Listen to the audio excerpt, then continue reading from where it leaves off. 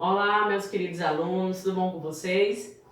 Hoje eu te convido para mais uma aula de Geografia. Se refere ao capítulo 1 do teu caderno 2. Então pega o teu material, pega a tua garrafinha, vá para um ambiente mais tranquilo para que a gente possa ter essa aula. Vem comigo? O assunto de hoje, paisagens da Europa. E aí, quais são os assuntos que nós vamos estudar? Primeiro, a Europa é um continente? Então nós vamos estudar aí essa definição e responder essa pergunta. A Europa, nós vamos estudar os aspectos gerais, as bases físicas, como a hidrografia, como o relevo, e as paisagens climatobotânicas. Então vem comigo. Primeiro, aí no livro de vocês tem um mapa, tá, que mostra a divisão aí dos continentes. Nós temos essa pergunta para responder. A Europa é um continente? Mas primeiro, o que é um continente? Continente é um conjunto, tá? Grandes conjuntos de terras emersas, ou seja, acima do nível do mar, tá? E elas são banhadas por mares, por oceanos, tá? Então isso são continentes. Nesse sentido, de continentes ser grandes faixas territoriais, tá? A gente pode dizer que existem 5 territórios, 5 continentes mundiais. Nós temos a América, a Eurásia, que é Europa com Ásia, a África, a Antártida e a Oceania. Mas professora, e a Europa? Que a gente sempre estuda, a gente sempre escuta falar sobre ela. Ela não é um continente. A Europa, ela é considerada, devido ao seu tamanho territorial, ela é considerada uma península. E o que é uma península? É uma faixa de terra, é um território, onde 3 partes é ligada ao mar, ao oceano, e uma outra faixa é ligada ao continente, a um território. Se você olhar no mapa aí do seu livro, você observa essa parte aqui é a Europa. Então ela tem 3 lados banhada por água e uma parte ligada ao continente asiático. Então por isso que ela é considerada uma península, tá? Da Europa. E aí, desculpa, da Ásia. Por isso que chama Eurásia, Europa com Ásia. E aí, como é que a gente diz, professora, então, se ela é considerada um continente ou não? Bem, dentro desses aspectos aí de questão de território, ela não seria considerada um continente, porque ela, tirando os territórios da Rússia e da Turquia, a Europa tem apenas 5,5 milhões de quilômetros quadrados. Ela não chega a ter nem 2/3 do tamanho do Brasil, então ela é considerada pequena. Mas então por que ela é chamada de continente? Devido à sua história. A Europa, ela é conhecida como o berço da civilização ocidental, onde ocorreram grandes transformações, certo? O Renascimento, por exemplo, foi um deles, iluminismo, revoluções. Então, iniciaram lá e se espalharam para os demais mundos. Então, ela seria o quê? Como se fosse um exemplo, tá? Por isso que ela é considerada um continente, devido à sua forte influência, tá? Onde ela influenciou a cultura do mundo inteiro, tá? Por isso que ela é considerada. Então nós temos aqui 2 territórios, tá? 2 territórios que pertencem a 2 continentes ao mesmo tempo, a Rússia e a Turquia. Tá? Você tem a Rússia aí da parte da asiática e europeu e a Turquia do mesmo jeito. Lembrando que a Rússia, quando ela pertencia ainda à União Soviética, que foi dissolvida, quando ela pertencia, existiam repúblicas que pertenciam ali à Rússia, que também pertenciam, umas delas pertencia à Ásia e a outra pertencia à Europa. Do mesmo jeito, a Turquia, a questão aí dos territórios.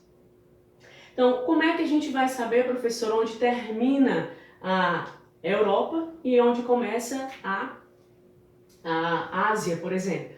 É a questão observar os limites. Se você observar aí no seu mapa, você tem uma linha divisória que são os montes Urais, que são cadeias de montanhas. Então, a partir dali, depois dessas cadeias, que começa o continente asiático.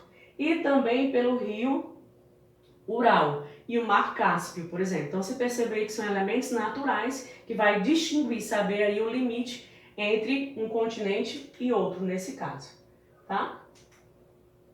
E aí os aspectos gerais, quais as características gerais? No total, a Europa ela possui 10 milhões de quilômetros quadrados. Isso quando você soma os territórios da Rússia e também o da Turquia. Se você tirar, ele fica 5,5, tá?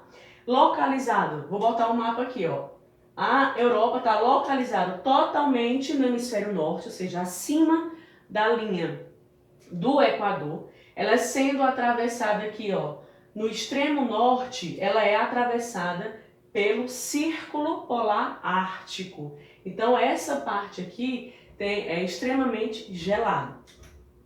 Outra característica, está quase integralmente na zona temperada do norte, tá?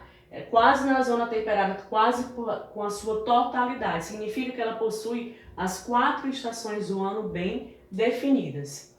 Ela é limitada, ela é banhada, por exemplo, no norte, pelo Oceano Glacial, tá? Ártico. Você tem aqui, na parte oeste, o Oceano Atlântico e no sul, os mares. Mediterrâneo e o Mar Negro. Então ela é banhada aí por essas águas, tá? O litoral ele é bastante recortado. E aí recortado você tem as baías, o golfo, tá? Península. Então o litoral ele é bastante extenso e recortado. Ele tem cerca de 30 milhões de quilômetros quadrados, tá? E aqui nós temos o relevo. O relevo predominantemente é formado por planícies, ó, algo plano, quase não se tem cadeias de montanha muito alta, não. Mas aí você tem predominância de planície, mas você tem alguns planaltos, maciços antigos, tá, que são cadeias de montanhas mais antigas. Aqui são exemplos, tá? São imagens de relevo na Europa. A hidrografia, ela é formada por rios principais, bem importantes para os europeus. O rio Volga é o mais extenso, tá? Nasceu no Planalto de Valdai, na Rússia, e aí ele vai se estendendo até o Mar Cáspio, tá? O uso desse rio ele é intenso, como via de quê? De circulação de pessoas, então é extremamente importante. Outro rio importante é o rio Reno, que é considerado mais importante, porque lá pelas civilizações antigas foi utilizado como meio de circulação de pessoas, né? Principalmente ali a troca comercial. O rio Danúbio, tá? É o considerado mais internacional, porque ele pega várias capitais europeias, então é um rio também extremamente importante. E aqui são as bases físicas da Europa, que a gente viu a questão do relevo e da hidrografia. Influência no clima. O clima, gente, predominante lá na Europa é o clima temperado, tá? Porque ele está ali acima da linha do Equador, é cortado pelo Trópico de Câncer e pelo Ciclo Polar Ártico. Então ele tem as 4 estações do ano bem definidas, né? Inverno, verão, por exemplo. E aí acontece que esse conjunto de terras se encontra na zona temperada do norte, que é uma das zonas climáticas, tá? E aí a questão da formação vegetal. O clima, gente, influencia diretamente no tipo de vegetação que ocorre na Europa. Você tem aí grande vegetação, tá? Você tem essa variedade de vegetação. Por exemplo, quanto mais alto, né, você vai subindo as montanhas lá na Europa, tá? Mais frio vai ser e, consequentemente, a vegetação ela vai ser escassa devido à baixa temperatura, muito frio. Então, o clima está relacionado diretamente à vegetação. Ao longo da ocupação do continente europeu, desde a sua formação das primeiras civilizações, a vegetação ali, o espaço geográfico, gente, ele foi muito modificado, né? Porque houve grandes transformações, principalmente depois da Revolução Industrial, tá? Que aí acelerou a ocupação. Na ocupação antiga está associado o quê? As guerras e a apropriação de terras. Então eu posso dizer para vocês que hoje não existe praticamente nenhuma vegetação nativa, né? O que existe hoje de vegetação, ela foi ou reflorestada, né? Foi replantada, porque não existe mais nada de vegetação nativa devido à ocupação, tá? Ao crescimento urbano. Então aqui termina a nossa aula, e aí eu peço que você pause o seu vídeo. Isso aqui é a correção da atividade anterior, da aula anterior. Então faça a correção, estude, para que na próxima aula você consiga aprender muito mais. Até a próxima!